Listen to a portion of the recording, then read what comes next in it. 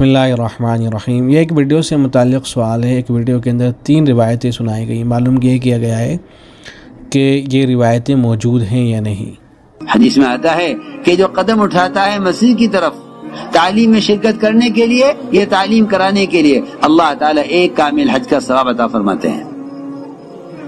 اور جو مسیح کے ماحول میں آتا ہے، اللہ اکبر، اللہ تعالیٰ تو اس سے ایسے مل کر خوش ہوتے ہیں جیسا کوئی اپنے دوست سے مدت کے بعد مل کر خوش ہوتا ہے۔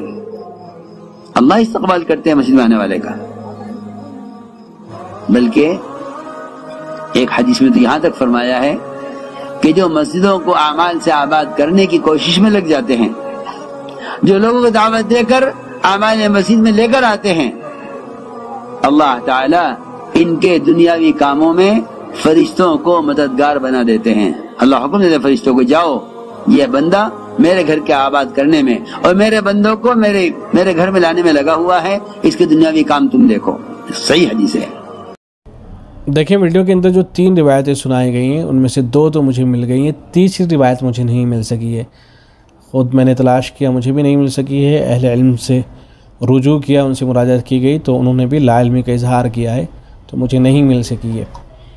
پہلی جو روایت سنائی گئی یہ ہے کہ اگر کوئی آدمی مسجد آتا ہے سیکھنے سکھلانے کے لیے تو اسے مکمل حج کا ثواب ملتا ہے، تو اس طرح کی روایت موجود ہے۔ طبرانی کے اندر بھی ہے، مستدرک حاکم کے اندر بھی ہے۔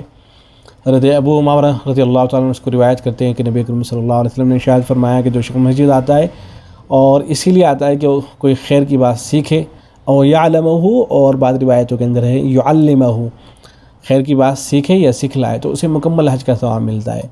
مستدرک حاکم کے اندر بھی یہ روایت آئی ہے، حضرت ابو امامہ سے ہے۔ اس روایت کے اندر بھی یہی ہے کہ اسے مکمل حج کا ثواب ملتا ہے، اور امام حاکم رحمۃ اللہ علیہ کے نزدیک یہ روایت صحیح ہے۔ ایسے ہی علامہ ذہبی رحمۃ اللہ علیہ وہ فرماتے ہیں کہ یہ بخاری کی شرط کے مطابق ہے، یعنی روایت سندن صحیح ہے۔ ایسے ہی جو ایک اور روایت سنائی گئی ہے کہ جو آدمی مسجد آتا ہے تو اللہ تعالیٰ اس کی ملاقات سے خوش ہوتے ہیں، تو اس طرح کی روایت بھی موجود ہے۔ روایت اس طرح سے ہے، یہ حضرت ابو ہریرہ سے ہے کہ نبی اکرم صلی اللہ علیہ وسلم نے ارشاد فرمایا جو آدمی تم میں سے کوئی وضو کرے، پھر اچھے سے وضو کرے، پھر وہ مسجد آئے نماز پڑھنے کے لیے، تو اللہ تبارک و تعالیٰ اس سے ایسے خوش ہوتے ہیں جیسے کوئی غائب شخص جب آ جاتا ہے تو اس کی ملاقات پہ جیسے خوش ہوا جاتا ہے۔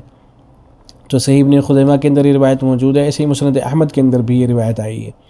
تو بہرحال یہ 2 روایتیں تو موجود ہیں، لیکن جو تیسری روایت ہے وہ تلاش کرنے پر، یعنی تیسری روایت یہ جس میں کہا جا رہا ہے کہ اللہ تبارک و تعالیٰ فرشتوں کو مددگار بنا دیتے ہیں دنیاوی کاموں کے اندر ایسے شخص کے لیے جو مسجد میں لانے کے لوگوں کو فکر کیا کرتا ہے، تو اس طرح کی جو روایت سنائی جا رہی ہے تو وہ روایت نہیں مل سکی ہے۔ والسلام علیکم ورحمۃ اللہ۔